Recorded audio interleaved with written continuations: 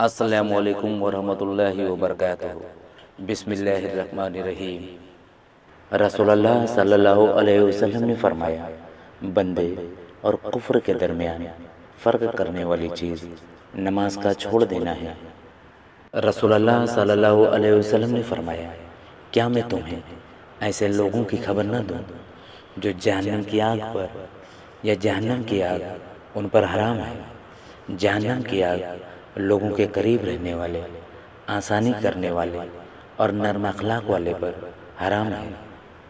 حضرت ابو ہریرہ رضی اللہ عنہ سے روایت ہے، کہا رسول اللہ صلی اللہ علیہ وآلہ وسلم نے فرمایا، اللہ تعالیٰ قیامت کے دن فرمائے گا، میرے جلال کی بنا پر ایک دوسرے سے محبت کرنے والے کہاں ہیں؟ آج میں انہیں اپنے سائے میں رکھوں گا، آج کے دن جب میرے سائے کے سوا اور کوئی سایہ نہیں۔ حضرت ایاز بن حمار رضی اللہ عنہ بیان کرتے ہیں، رسول اللہ صلی اللہ علیہ وآلہ وسلم نے فرمایا، اہل جنت تین قسم کے ہیں: منصف، خیرات کرنے والا اور نیکی کرنے کی توفیق سے نوازا گیا بادشاہ۔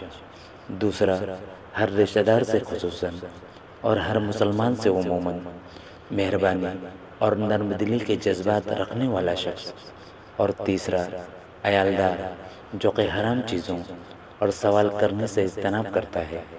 جبکہ جہنمیوں کی 5 اقسام ہیں: وہ ضعیف جس میں عقل نہیں، جس کے ذریعے وہ بری بات سے بچے، وہ لوگ جو تمہارے ماتحت ہیں، جنہیں حلال اہل و عیال اور مال کی خواہش نہیں، خائن شخص کہ اگر اس کے دل میں کسی معمولی سی چیز کا طمع پیدا ہو تو وہ اس کی خیانت کر لیتا ہے، وہ آدمی جو صبح و شام ہر موقع پر تیرے اہل و عیال اور تیرے مال کے بارے میں تجھ سے دھوکہ کرتا ہے۔ اور آپ نے بخیل یا جھوٹے کا ذکر کیا، اور بد اخلاق جو فحش گو ہو